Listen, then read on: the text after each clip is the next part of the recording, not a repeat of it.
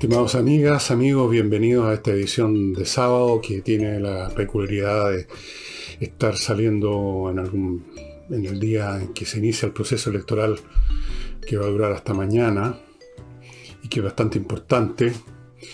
Y por eso el día de domingo, como anuncié ayer o anteayer, no voy a hacer programa el domingo. Pero este sábado me tincó hacerlo porque en esta elección estamos enfrentando algunas opciones bastante importantes que pueden ser determinantes en un grado mayor o menor del futuro de nuestro país, por lo tanto de nuestras vidas. Y por ese motivo se me ocurrió hacer un programa sobre eso que en muchísimos libros o en distintas instancias se llama momentos decisivos. A veces momentos decisivos de la humanidad, momentos decisivos de tal o cual persona, etc. Y vamos a examinar si existen esos momentos decisivos, en qué consisten, si existen. Veremos algunos ejemplos, daré algunas bibliografías para los que se interesen en el tema y todo eso. Y partamos con lo primero que hay que hacer cuando uno pretende explorar, aunque sea hacia el paso, en forma no muy académica, un tema, es intentar alguna definición de lo que se va a explorar o estudiar. Y por lo tanto tenemos que establecer qué es lo que es un momento decisivo, qué es lo que decide eso que se llama momentos decisivos, porque muchas acciones humanas son tácitas o expresamente decisivas en el sentido que uno está yendo a un lugar en vez de ir a otro, está tomando una decisión. Pero cuando se habla en términos históricos de decisivo, estamos hablando de un evento más o menos particularizado en el tiempo y en el espacio, que al ocurrir de cierta manera, pudiendo haber ocurrido de otra, es decir, cuando habían opciones, se determina un entero curso de la historia. Es decir, estamos hablando de una encrucijada donde hay dos o más opciones, y lo que vaya a ocurrir, según la opción que se toma, va a tener efectos importantes, va a hacer una diferencia fundamental. Y es importante enfatizar ese punto porque a veces se nos olvida que hay encrucijadas que no deciden nada, porque al final llegan al mismo punto de todas maneras, como cuando usted va a una plaza y en un momento dado en el sendero se encuentra con que hay una bifurcación, pero cualquiera que tome lo conduce finalmente a la misma fuente de agua, por ejemplo. O sea, no era realmente una encrucijada decisiva. Estamos hablando de algunas entonces que determinan futuros y desechan otros y que son importantes para un colectivo. Eso es, para un colectivo.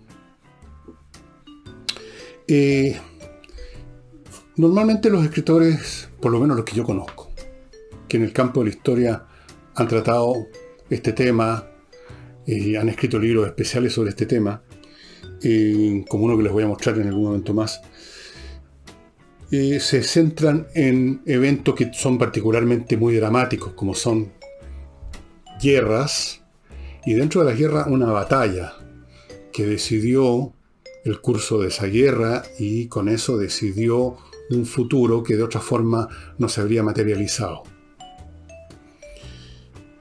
Por ejemplo, este es un libro clásico de ese tipo, 15 batallas decisivas del mundo, escrito por un hombre que fue oficial norteamericano de la Unión en la Guerra Civil. O sea, este es un hombre que escribió en el siglo XIX, pero un libro bien interesante.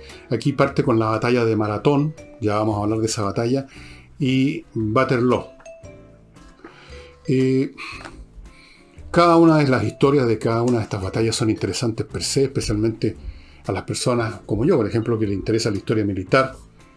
La historia militar tiene la particularidad de que no puede haber nada más dramático que un enfrentamiento físico a muerte que está siendo resultado de situaciones de conflicto, de roces, que tenían otras causas, que tenían otras vertientes, pero que cuando llegan a su máxima expresión se ventilan en el campo de batalla, digamos. Entonces, es interesante además porque dentro de esas batallas muchas cosas dependen de un hilo. De la cosa más nimia depende el resultado.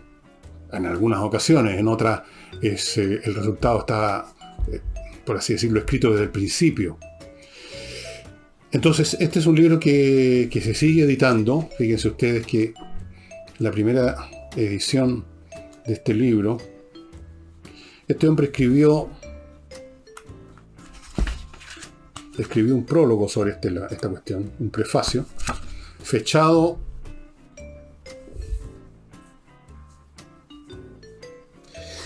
no puedo hacer estas cosas sin ponerme anteojos, estimados amigos. Ténganme un minuto de paciencia. Fíjense incluso de antes. Esto es de antes de la Guerra Civil. Porque este prefacio no es del autor, sino que es de otra persona. Y naturalmente se escribe un prefacio porque el libro ya estaba escrito. Y está fechado en junio 26 de 1851. Me voy a meter aquí un libro bastante antiguo, pero las batallas son más o menos las mismas. Por supuesto, si ustedes leen ahora libros actuales sobre la batalla de Waterloo, como uno que tengo detrás mío, por acá lo tengo. Este es un libro actual que naturalmente recoge, muy bueno, entre paréntesis, una nueva historia de Waterloo, Alexandro Barbero, y tengo otro más también que trata la batalla de Waterloo, pero el libro de Edward Creasy es todavía muy legible, muy interesante, y no es el único que ha escrito sobre eso. Les voy a mostrar después otro que trata de Waterloo como una batalla decisiva. Pero han habido otras instancias, estimadas amigas y amigos, en que se ha decidido algo muy importante sin que se disparara un tiro.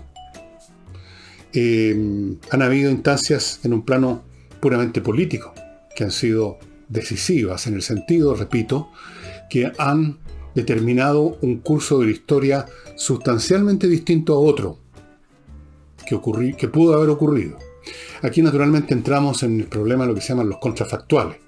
La historia siempre sigue tal o cual camino específico, y los otros caminos uno puede especular hasta qué punto habrían sido distintos. En algunos casos las especulaciones tienen mucho fundamento, en otros no, porque no ocurrieron. Después vamos a hablar también de eso, de cómo la historia transita por un sendero en medio de la oscuridad. Voy a ponerle un ejemplo de una instancia bastante reciente, tiene menos de un siglo, en que no se disparó un tiro, pero precisamente porque no se disparó un tiro, fue una encrucijada decisiva que marcó el futuro inmediato o mediato de Europa, y en el fondo, si uno hace las concatenaciones, el futuro de la humanidad en su conjunto. Esto ocurrió en 1934. Recién se había instalado en el poder, llevaba un año instalado en el poder más o menos Adolf Hitler como canciller, y iniciando estas campañas audaces que le significaron ganar tanto prestigio, pero que finalmente llevaron a la Segunda Guerra Mundial. En el año 1934, él, con una fuerza militar muy débil, las fuerzas militares alemanas habían sido literalmente lisiadas después de la Primera Guerra Mundial. El Tratado de Versalles había limitado a Alemania a no tener un ejército mayor de 100.000 hombres, había limitado el número de barcos de combate, incluso el tonelaje de los barcos, había eliminado la posibilidad de que tuvieran fuerza aérea. Los habían dejado crippled, así mutilados. Ahora, Hitler quería rearmar a Alemania, quería rehacer el mapa de Europa, quería terminar con las cláusulas del Tratado de Versalles, y tomó una acción muy audaz que fue llevar sus tropas a la zona del Ruhr en Alemania, que, de acuerdo a los dictámenes de Versalles, tenía que mantenerse desmilitarizada.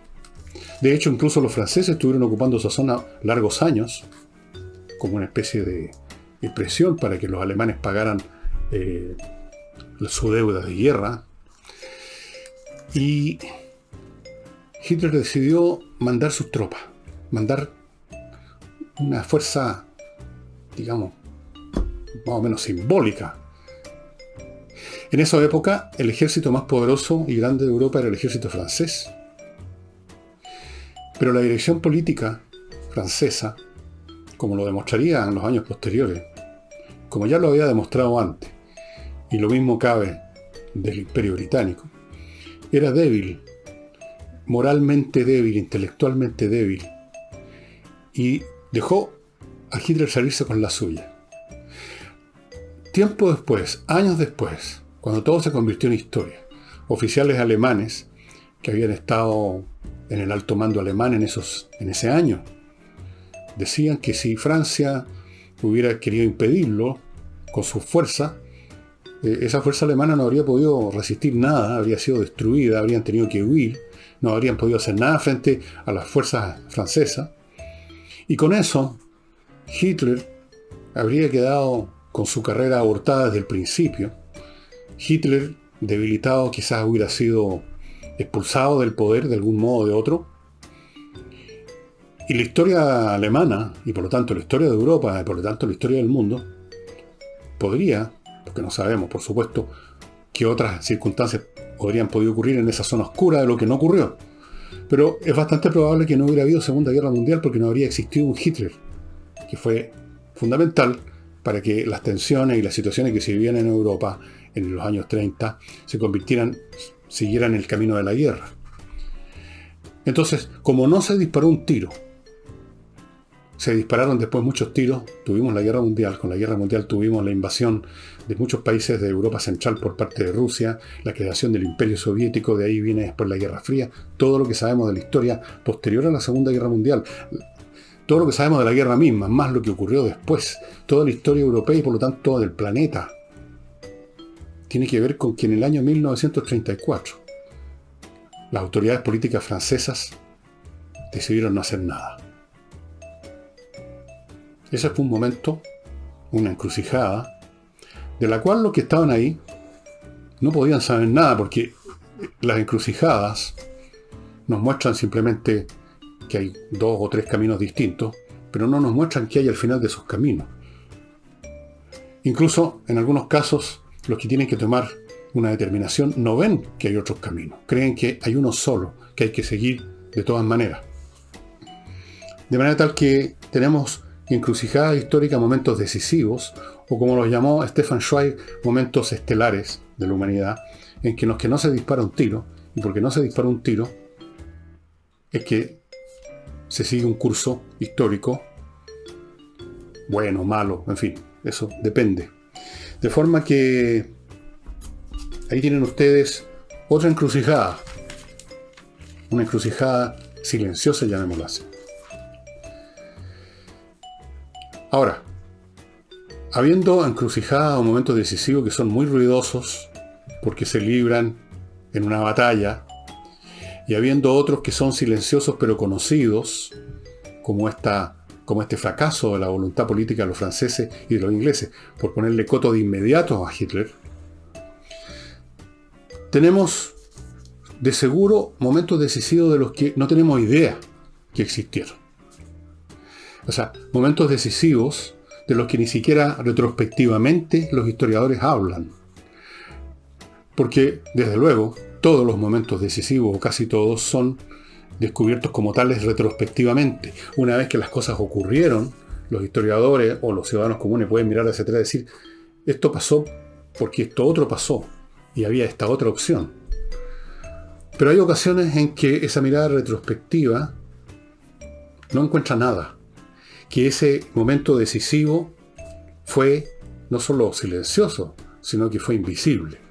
De él nadie tuvo la menor idea. Antes de continuar con esto y entrar a un concepto de la física moderna que tiene que ver con esto, permítanme, estimados amigos, y a propósito de libros, recordarles que la editorial Edisur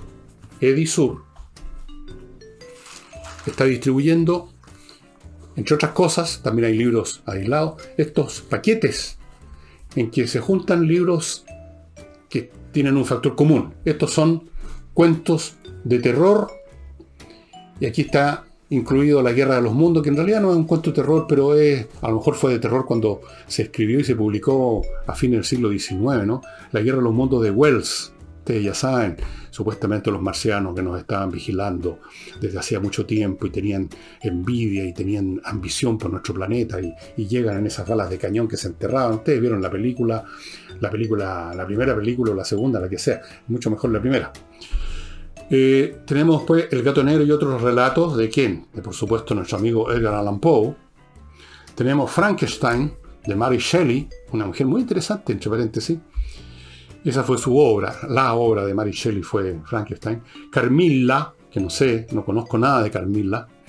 El rey de Amarillo, creo que se dice Amarillo, no amarillo. De otro autor muy interesante, el señor Sheridan. El rey, esto es de otra persona. Frankenstein, de este, bueno, y Drácula, pues, Drácula de Bram Stoker, el gran autor de esta obra basada en leyendas y historias y cuentos de la Europa central que se remontan a la Edad Media o de antes de la existencia de estas personas que se alimentan de la sangre humana y todo lo demás, malditos por Dios, en fin, toda una serie de cuentos. Hay muchos otros paquetes de libros que tienen distintos factores comunes. Este es colección cuentos de terror. Ustedes pueden comprar, y me parece más conveniente el paquete completo, como este que ustedes están viendo, y aquí tienen libros para todo el resto del año, o pueden comprarlos por separado también. Sí, señor.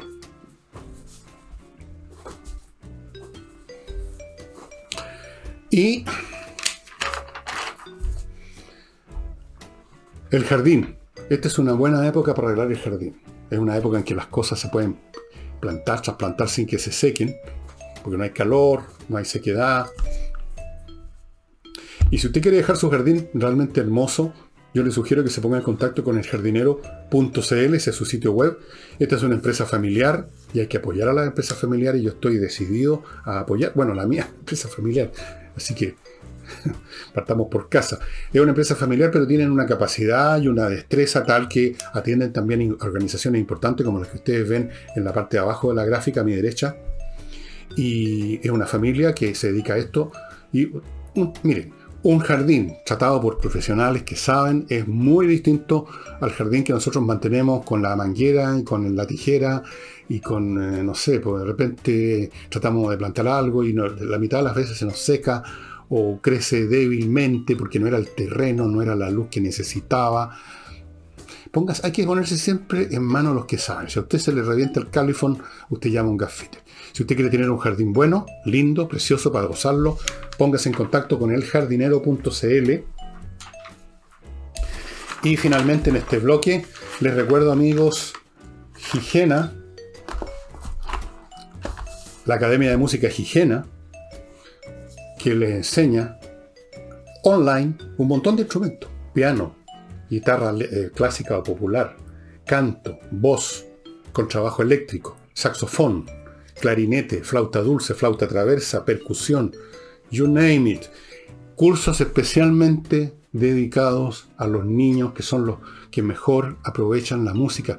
No solo desarrollan la capacidad para tocar, que implica y genera per se un montón de disciplinas intelectuales, un montón, y le abre las puertas a esa gran fuente de belleza y placer que es la música, que se ha acumulado a lo largo de toda la historia de la música. Todo eso para los niños es fantástico. Y para usted que es adulto, que alguna vez quiso tocar alguna cosa, empezó a seguir un curso, después se cabrió, la vida es así, de repente uno deja cosas botadas. ¿Por qué no recuperar ahora que estamos más en casa? E incluso cuando se acabe todo esto, vamos a estar, muchos de nosotros, muchos de ustedes, porque yo siempre he sido así, van a estar más acostumbrados a quedarse en casa que a salir a darse vuelta y perder el tiempo. Y los cursos online son fantásticos, y estos online de Gigena también lo son. Les decía entonces que hay momentos decisivos de los que no tenemos idea, ni aún retrospectivamente. Y les mencionaba que hay un concepto en la física que se llama el efecto mariposa, que tiene que ver con esto. Yo no sé si el nombre de este concepto fue inspirado por un cuento de Bradbury, o al revés, el cuento de Ray Bradbury fue inspirado porque ya existía la teoría del efecto mariposa. Yo no soy historiador, no conozco la historia del desarrollo de la física más que a muy grandes rasgos, así que en esta cosa en concreto no sé. El hecho es que la paradoja de la mariposa es que cosas aparentemente insignificantes, al cabo de un tiempo, pueden producir efectos mayúsculos. En el cuento de Bradbury hay unas full personas que pagan una fortuna, son cazadores, están cabreados de cazar lo de siempre, elefantes, todas esas cosas que les encanta, no sé por qué, a los cazadores cazar. Entonces deciden que quieren algo mejor y contratan un viaje en una máquina del tiempo al periodo de la era de los dinosaurios para dispararle y matar a un dinosaurio. Eso sí que expresa, ¿no? Antes de llevar a estos cazadores a ese periodo, los técnicos, los que manejan esta máquina del tiempo, la empresa del tiempo, llamémosla así, han hecho un viaje previo para detectar qué animal va a morir de todas maneras, porque le cayó, por ejemplo, una rama en la cabeza o algo así, para que a ese animal, un poquito antes, que igual muera, lleguen los cazadores a dispararle. Cosa de asegurarse que no va a ocurrir nada en el futuro. Entonces, estos tipos descubrieron que hay un tiranosaurio rex que va a aparecer en medio de los árboles y que le va a pasar eso, o sea, que le va a caer justo una rama en la cabeza, una rama de un árbol inmenso, y le va a quebrar la cabeza y se va a morir. Entonces, saben en qué momento va a ocurrir, dónde va a ocurrir, y ahí llevan a los cazadores. Desde el lugar donde llega la máquina del tiempo, a ese pasado remoto, estamos hablando de 80, no 100 millones de años atrás, al lugar donde va a aparecer el dinosaurio, que va a morir casi inmediatamente, hay un sendero que levita, un sendero metálico que levita para que no se toque nada de nada. Por ese sendero tienen que avanzar los cazadores. Al terminar ese sendero hay una pequeña plataforma y de ahí le deben disparar al tiranosaurio. Ok, llegan al pasado, todos revisan sus tremendos rifles y se encaminan al lugar. Y naturalmente llegan un minuto antes, pongamos de que los técnicos de la máquina del tiempo saben que va a aparecer el tiranosaurio. Los tipos empiezan a sentir primero la quebrazón de ramas o árboles desencajados porque viene avanzando el tiranosaurio, y ya uno de ellos se empieza a aterrar y luego ve aparecer a esta bestia inmensa con sus pequeñas manos como de relojero, como dice Bradbury, con su mirada llena de mal y sus enormes fauces, y todos empiezan a dispararle. Pero este tipo se asusta, se muere de susto y dice: estos rifles son como de juguete al lado de esta bestia. No tiene idea de que el animal va a morir igual. Y sale corriendo de vuelta a la máquina, y en un momento dado se sale del sendero. Por unos cuantos metros pisa el terreno de el mundo del Cretácico. En fin, el jefe de la expedición, cuando vuelven los demás, lo reta porque se ha dado cuenta que salió del espacio donde tenía que pisar, ese sendero que le evitaba, y lo castiga, incluso lo hace ir a donde el dinosaurio muerto ya, porque le cayó el tronco, a sacarle las balas para que no quedara nada del futuro en el pasado, le extrajera las balas de donde se habían clavado, donde habían penetrado. Y el tipo dice: pero si yo no hice nada, lo único que hice fue me salió un par de metros y luego volví al sendero. Entonces el jefe de la expedición lo hace mostrar los zapatos, la suela de los zapatos, y en medio del barro hay una mariposa muerta que este gallo pisó. Y cuando llegan al presente, todo el mundo había cambiado. Todo era completamente distinto, y para peor. ¿Y por qué? Porque esa mariposa, nada más, un insecto, no sé si son insectos de mariposa, porque otro nombre tienen, esa criatura infinitesimalmente pequeña en medio de las trillones de criaturas que pululaban en el Cretácico, produjo un efecto, su inexistencia, su muerte antes de que tenía que morir.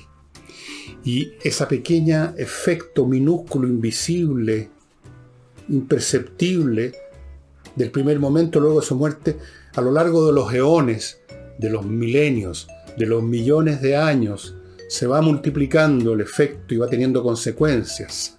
Y en el presente es un mundo totalmente distinto por la mariposa. De ahí el efecto mariposa. Pero normalmente nosotros no tenemos a alguien que nos haga levantar la suela de los zapatos a ver qué es lo que pisamos. Sencillamente no tenemos idea de las cosas que pasaron o que no pasaron, y por eso que vivimos lo que estamos viviendo, en vez de vivir un mundo completamente distinto. No podemos saber. La historia tiene esta cualidad fantasmagórica en relación a lo que pudo ser, pero no fue. Pero precisamente porque no fue, no podemos saber qué pudo ser. En otras palabras, a partir de un año cualquiera que nosotros pongamos como punto de partida, pongamos el año en que yo nací, 1949, febrero. No me acuerdo, no he leído, no me acuerdo en este momento, podría, si me pongo a pensar un rato, qué cosas estaban ocurriendo en la historia mundial en 1949, ya llevaba un año el Estado de Israel, me acuerdo de eso. Bueno, da lo mismo. ¿Qué pasa? ¿Qué hubiera podido pasar en ese año 49? ¿Cuántos futuros posibles habían hasta ahora? En estos 72 años que han transcurrido hasta ahora. ¿Cuántos futuros distintos hubieran podido pasar si tal o cual mandatario hubiera muerto en vez de estar vivo tomando cierta decisión? O si este otro mandatario no hubiera nacido. O si aquella pequeña guerra, pero que después creció, no se hubiera desatado. Si tal o cual persona no hubiera nacido. En el caso mío, a lo mismo, el mundo seguía exactamente igual, pero pensemos en gente importante. Pero de todos esos posibles futuros distintos, no podemos saberlo porque no llegaron a existir, solo sabemos el que yo he vivido hasta ahora y el que otros de mi edad han vivido hasta ahora, y eso fue lo que vivimos. Y a lo largo de mi vida, en el año 49, 50, cada día de la semana, de todos esos años, de esas extensiones de tiempo, muchas cosas pasaron o no pasaron, que de haber sido al revés, en vez de pasar, no pasaran, o en vez de no pasar, pasaran, habrían cambiado completamente la historia, en un grado mayor o menor, pero no podemos saberlo. Podemos jugar a lo que los historiadores llaman los contrafactuales. ¿Qué hubiera pasado si Napoleón Bonaparte no hubiera llegado al poder? ¿Qué hubiera pasado si Hitler se hubiera muerto en la cuna? ¿Qué hubiera pasado si los franceses hubieran parado en seco en el año 34 a ese ejército ridículo, los alemanes que fueron a ocupar el Ruhr, la zona del Ruhr? ¿Qué hubiera pasado si Stalin no hubiera llegado al poder en la Unión Soviética, sino que otro personaje? Si hubiera sido Trotsky el que salía ganador de la lucha política. ¿Qué hubiera pasado si no hubiera existido Mao Zedong en China? ¿Qué clase de país sería China si no hubiera vencido el comunismo? Y venció el comunismo parece que fundamentalmente por el liderato de Mao Zedong. Miles de preguntas así, y uno puede saber a priori, por una razón simplemente de lógica, de que las cosas habrían sido distintas, pero no podemos saber cómo y en qué grado. Nosotros nos movemos en nuestra trayectoria histórica, de la cual solo tenemos conciencia más o menos completa o relativamente del presente, y una conciencia muy diluida ya, muy borrada de lo que hemos hecho antes del pasado, y nada de lo que viene. Es como caminar por un bosque inmenso, oscuro y silencioso, rodeados de infinidad de posibilidades. Si me hubiera ido por este sendero, me come el lobo. Si me voy por este otro, me desbarranco por un abismo. Si me voy por el de más allá, me encuentro con la cabaña con Caperucita Roja y me caso con él. Si me voy por este otro, me devora un león. Si me voy por acá, no sé, no tenemos idea. Nos rodean peligros, nos rodean amenazas, nos rodean oportunidades. Oportunidades perdidas, amenazas que no se concretaron. No sabemos, nos movemos en este mundo, este inmenso bosque que nos rodea, silencioso y oscuro, sin tener idea. Aquí vemos una cosa que está casi encima, con la mano sentimos el tronco de un árbol, y así avanzamos.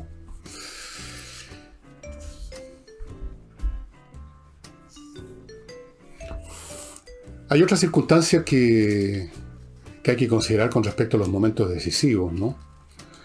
Algunos, ya dije, son aparentemente evidentes. O sea, si hubiera ganado, dicen algunos, Napoleón en Waterloo, la historia de Europa habría sido distinta. Si hubieran perdido los griegos en Maratón, la historia habría sido distinta. Y efectivamente, el primer caso, yo creo que uno lo puede descartar. Napoleón ya no era una fuerza histórica, lo que él representaba ya estaba de modé. Era una fuerza gastada. Expended force. Si hubiera ganado Waterloo no habría cambiado mucho la historia de Europa. Habría habido una pequeña desviación, pero básicamente lo que venía en Europa, que había sido desatado por la Revolución Francesa y por el propio Napoleón, ya estaba en marcha y él ya se había convertido, y eso ocurre en la historia. Personas importantes en un momento, al momento siguiente se convierten en algo así como una ropa que uno se sacó y la colgó en la percha. Le pasó a Winston Churchill después de la Segunda Guerra Mundial. Maratón fue distinto. Creo que es un excelente ejemplo. Es la primera batalla que examina Edward Creasy en este libro. Y en cualquier libro de historia de Grecia que uno lea, o de historia universal, hay cierto consenso que Maratón fue decisivo para la historia de la humanidad, porque en esa batalla, que se libró en el año 490 a.C., en un lugar que está unos 40 o 50 kilómetros al norte de Atenas, más o menos, es una costa, una zona costera muy pequeña, es un territorio con muchos accidentes, el Grecia, montañas, colinas, cerro, un poco como Chile, pero todavía más, porque es mucho más pequeño el espacio. Entonces, las tropas persas del emperador o del rey de reyes, Jerjes, desembarcan en Maratón, y era un ejército muy grande. Y ya habían incluso muchas ciudades griegas que estaban en tratos con Jerjes, que habían declarado que se sometían a Jerjes cuando llegaban sus enviados. Jerjes enviaba enviados, y entonces esas ciudades, en símbolo de su sumisión, le entregaban la tierra y el agua. No sé cómo lo hacían, si le entregaban un vaso con agua y un poquito de tierra en un cofre, era una cosa simbólica. Habían gente incluso en las ciudades que después eventualmente resistieron a los medos, como llamaban ellos, facciones que querían llegar a arreglos porque veían que la cosa no era muy posible que estas ciudades con sus ejércitos más o menos pequeños y que se pasaban la vida guerreando entre sí pudieran resistir estos ejércitos enormes. Bueno, a Maratón llegan las tropas de Atenas y de Platea, un total 4 o 5 mil hombres, no más. Pasan varios días, pero bueno, no les voy a contar en detalle cómo se desarrolló esa batalla. Voy a ir al final. Vencen los griegos, y de haber sido derrotados, no había manera que hubieran podido ser detenidos el ejército persa, y la historia de Grecia habría sido muy distinta, y con la historia muy distinta de Grecia, podríamos decir, todo lo que vino después, todo habría sido muy, pero muy diferente. No estaríamos hablando de la civilización occidental que tiene una de sus bases en Grecia, su principal base, diría yo. Su principal base es la cultura, la civilización griega. El cristianismo también lo meten un poquito forzado, ahí como un elemento importante, creo que sí, importante. Toda la historia mundial habría sido distinta si los atenienses y los plateanos o platenses hubieran sido derrotados en Maratón, 490 a.C. La batalla está muy bien descrita aquí, hay muchas discusiones históricas de por sí interesantes acerca de cómo se libró realmente esa batalla. Yo alguna vez hace tiempo les mostré un estudio que hizo un gran académico alemán que tengo por aquí, acá, Hans Delbrück, que analizó minuciosamente cómo tuvo que librarse esa batalla. Bueno, ahí tenemos un evento decisivo y conocido. Los propios griegos de ese momento sentían que algo importante se había decidido.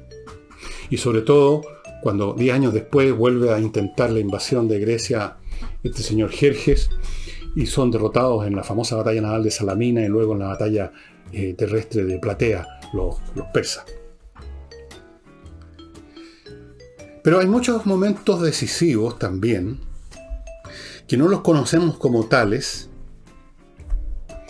porque los efectos se esconden detrás de la lentitud y la gradualidad con que esos efectos ocurren. Las cosas no son siempre tan dramáticas como una batalla que se gana o se pierde. Sencillamente, como en el caso de la mariposa, se van acumulando y van creciendo, se va generando una expansión exponencial que solo al final, o pasado cierto lapso de tiempo, se empiezan a notar los efectos. Momentos decisivos, entonces, pueden haber ocurrido, y seguro han ocurrido, de los cuales no tenemos idea, a pesar de que estamos sufriendo sus efectos, porque estos efectos se fueron dando muy de a poco. Parte importante, si no decisiva, de lo que ha ocurrido en Chile en los últimos 2 años políticamente, tiene que ver con fenómenos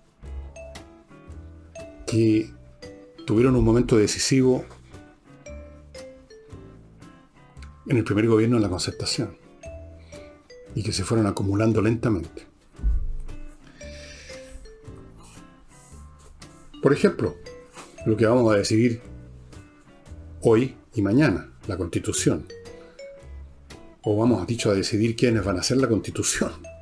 Y esos que van a hacer la Constitución van a establecer ciertas normas, no van a tener efectos inmediatos, no van a cambiar el país de un día para otro por lo que se decida sobre tal o cual punto de la Constitución. Pero van a tener efecto porque una Constitución es simplemente lo que constituye un país. Cómo se van a hacer tales cosas y cómo tales otras. Y algunas de esas cosas se van a demorar mucho tiempo en manifestarse.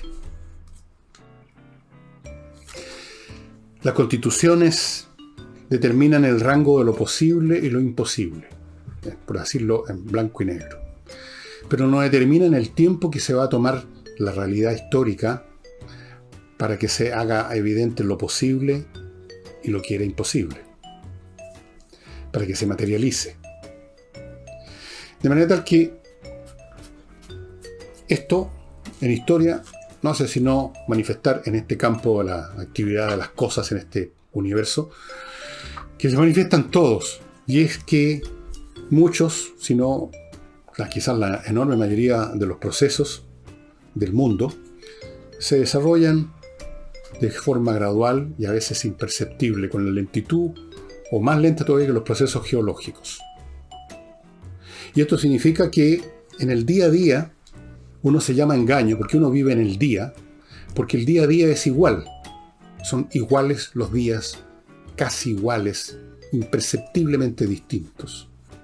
De forma que en todos nosotros, en cualquier momento de nuestra vida que estemos pasando, o en cualquier momento de la vida de una sociedad, da la sensación que las cosas han sido siempre así y van a ser siempre de esa misma manera. Que aquí no ocurre nada.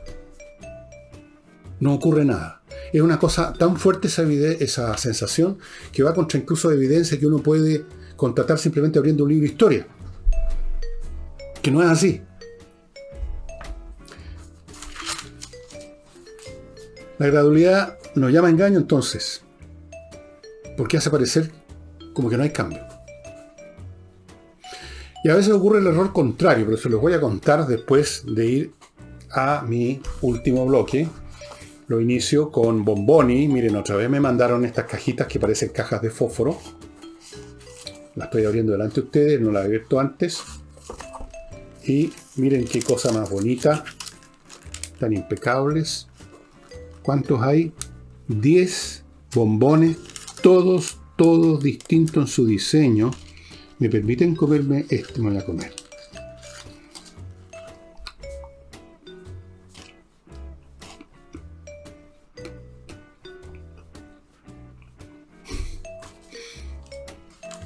Diseños distintos. El relleno exquisito. El chocolate espectacular. Esto es producción, como ustedes están viendo en la caja, de una empresa familiar, una pequeña pyme llamada Bomboni. Hay que apoyar las empresas pequeñas, ese es el futuro. Las empresas pequeñas que han surgido con mucho esfuerzo y que además entregan un producto de calidad como este.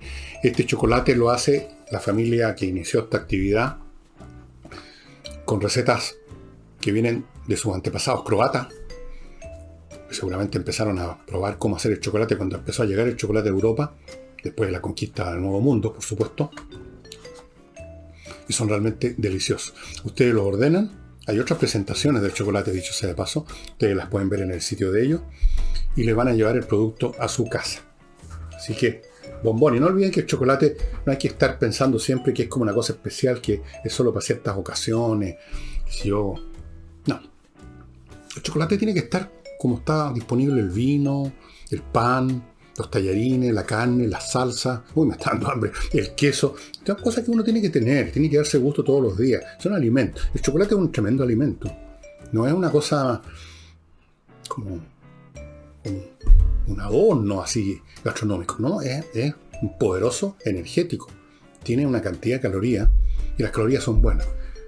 No se dejen comprar el cuento que, uy, cuántas calorías tiene, como que fuera veneno. Las calorías son los que nos hacen funcionar. Es como la gasolina de un vehículo. Y dicho eso, estimados, les cuento ahora del ajedrez, que ya saben ustedes que es el ejercicio mental que permite que los niños, especialmente, se formen en su mente un modo de pensar disciplinado, juicioso, analítico, crítico, que desarrollen la memoria, que desarrollen la capacidad de hacer planes, que examinen las opciones de las cosas, que no actúen a tontas y a locas, porque uno no puede jugar ajedrez bien si llega y mueve una pieza sin pensar qué va a hacer el otro y qué voy a hacer yo después y qué va a hacer el otro cuando yo haga esto después. Toda esa manera de pensar, ese cálculo de árboles de análisis que se llama, lo desarrolla el ajedrez. Excelente ejercicio para los niños, deja montada esa maquinaria mental para siempre y para los adultos también. Quizá usted ya tiene montada esa maquinaria mental, pero el problema con los adultos es que se nos empieza a oxidar. Es excelente ejercicio para mantenerlo, el cerebro todavía funcionando bien. Es como mandar un reloj. Aquí les muestro otro, distinto a los que tengo. Un reloj se manda de vez en cuando al servicio, ¿no es cierto? A que lo limpien, a que le aceiten con unas cosas minúsculas, su engranaje, para que funcione bien. Lo mismo el cerebro, hay que mantenerlo con estos ejercicios especiales. Y finalmente, este producto, que ahora lo pongo por acá, las perlas Pril, amigos, un producto desarrollado por una empresa farmoquímica norteamericana que tiene estos gránulos que desmineralizan el agua, le sacan los metales pesados especialmente. Entonces, ¿cómo se ocupa esto? Usted compra esto, que le va a durar para siempre, no lo va a necesitar reponer, lo pone al fondo de un envase que quepan 4 litros. El envase tiene que ser no metálico, por supuesto, sino que puede ser de vidrio, de plástico, de loza, usted verá. Lo deja en el fondo y ahí está. Echa 4 litros, esa agua al cabo de 1 o 2 horas va a quedar desmineralizada. Fuera el plomo, fuera el cobre, fuera el tungsteno, el zinc, todas las cosas pesadas que andan revoloteando en el agua, especialmente en países como el nuestro, en que el agua viene de la cordillera. Usted después esos 4 litros los pone en otras botellas, lo que sea, y así sucesivamente usted tiene permanentemente la posibilidad de estar creando 4 litros de agua desmineralizada, que es mucho más hidratante, mucho más sana que el agua común y corriente, por mucho que usted la haya filtrado con esos filtros que hay en las tiendas, que claro, filtran un montón de cosas, pero no los minerales, porque ahí estamos hablando a nivel molecular, atómico. No sirve una telita para... Así es que Perlas Pril, estimados amigos, ahí están los fonos, los teléfonos, qué sé yo, la dirección web a mi derecha. Y antes de que se me vaya a olvidar, les quiero... Bueno, este libro no lo van a encontrar probablemente. Esto lo mandé a empastar yo. Es uno de los tomos de las obras completas de Stefan Zweig, un escritor austríaco, judío austríaco, que se suicidó con su señora en 1941-42 en Brasil. El hombre había perdido todo su mundo. Les he hablado de él, el último libro que escribió. Y en este Memoria y Ensayo, de este libro que mandé empastar y que quedó tan apretado que apenas se puede leer, hay un ensayo que se llama justamente Momentos estelares de la humanidad, en paréntesis, 5 miniaturas históricas. Y de ellos dice lo siguiente, Stefan Zweig, ustedes me van a permitir que lo lea.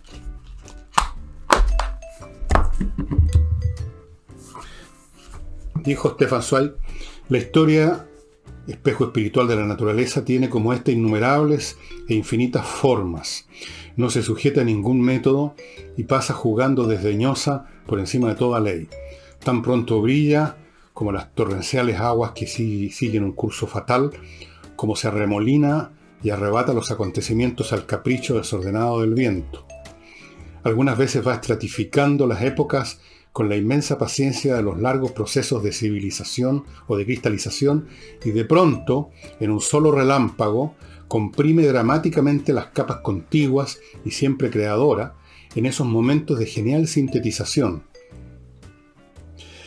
5 de estos momentos surgidos en el espacio de un siglo son los que me he esforzado en pintar sin añadirles nada de mi invención, etc. Y el primero es precisamente el Minuto Mundial de Waterloo, 18 de junio de 1815, y empieza diciendo Stefan Zweig: la estrella del destino rige a los poderosos y a los violentos. Años y años se convierte en la esclava servil de un solo hombre, César, Alejandro, Napoleón. El destino, elemento imponderable, ama al hombre elemental que es semejante a él. Muy raras veces en el espacio de los tiempos, en un arrebato de su caprichosa volubilidad, se entrega al azar, a un ser cualquiera. Muy raras veces, maravillosos momentos de la historia del mundo, el hilo de los hados es agarrado un momento por una mano indiferente, y ese hombre se siente más atemorizado que feliz. Una tempestad de responsabilidades le lanza entonces al heroico espectáculo del mundo, y la mano deja escapar el hilo que había asido. Y en este caso, ese hombre común y corriente, bastante oscuro, era uno de los oficiales de Napoleón, Grouchy. Grouchy, bueno, no les voy a contar la historia de por qué Grouchy en un momento dado tiene todos los hilos del destino en sus manos. Pero no fue un momento estelar, creo yo. No importa lo bien que lo cuente Stefan Zweig, porque ya estaba liquidada la capacidad histórica de Napoleón y el napoleonismo, el bonapartismo. Baratón, en cambio, sí. Y en cuanto al error contrario, amigos, de creer que las cosas no cambian, es el error contrario que uno de repente olvida cuando lee historia. Porque cuando uno lee historia, da la sensación que las cosas van mucho más rápido de lo que en realidad ocurre. Porque en los libros de historia están para contarnos hechos decisivos, cosas que pasan, y de una página a otra cambian los gobiernos, cambian los monarcas, se derrumban imperios, se ganan y pierden batallas. Y en la vida real, como leía en otro libro por ahí que no lo traje para mostrárselo, en medio incluso de los tiempos más tempestuosos, hay largos periodos en que no pasa nada. No pasa nada. Nosotros estamos teniendo una experiencia como esa ahora, en Chile, a pesar de todo lo que ha ocurrido y lo que va a ocurrir en cuanto a cambios importantes posiblemente, cambios que ya han ocurrido. La sensación del día a día es pacífica, básicamente, para la inmensa mayoría de los chilenos. O sea, no todos los días tenemos situaciones en las calles y cosas así, pero el día que lo vemos esto en un libro, por ejemplo el libro que escribí yo, Insurrección, las cosas se ven más dramáticas porque uno no va a pasar página tras página diciendo y este año no pasó nada, y esta semana no pasó nada, y la semana siguiente tampoco pasó nada destacable. Uno va a las cosas que pasaron, no a las que no pasaron. Y entonces, estimados amigos, como les digo, estamos rodeados de espacios oscuros de los que no sabemos nada. Yo tengo otra imagen aparte de la del bosque que me gusta más y que la hago decir a un personaje de un libro mío que todavía no he publicado, pero ya lo voy a publicar, de que el mundo es como una infinidad, como una máquina, un mecanismo de relojería con millones, trillones de sillones de engranajes, que están todos conectados, articulados para un determinado movimiento conjunto, y de todo eso nosotros vemos 2 o 3 engranajes y podemos estudiar la relación. Este engranaje se mueve una vez y este se mueve 10 porque este tiene 10 veces más piñones, y estos 2 piñones, estos 2 engranajes mueven este tercero, y nada más. El resto está en la oscuridad. El resto, lo que pasa con los demás piñones y para qué funcionan de esa manera, por qué estos están relacionados así y qué relación tienen con el resto, esos infinitos piñones, no tenemos la más mínima idea. Y en la historia nos movemos así con momentos decisivos que a veces creemos ver, con momentos decisivos de los que no tenemos la más mínima idea, con momentos decisivos en los que nosotros mismos contribuimos con nuestras propias decisiones minúsculas junto con otros, y cuyos efectos no los sentimos sino mucho después, o lo vienen a sentir nuestros descendientes. Así son los momentos decisivos, estimados amigos. Y si todavía no ha votado, está como desganado, vaya a votar. No sé en qué momento usted está viendo el programa, pero va a ser en algún momento el sábado.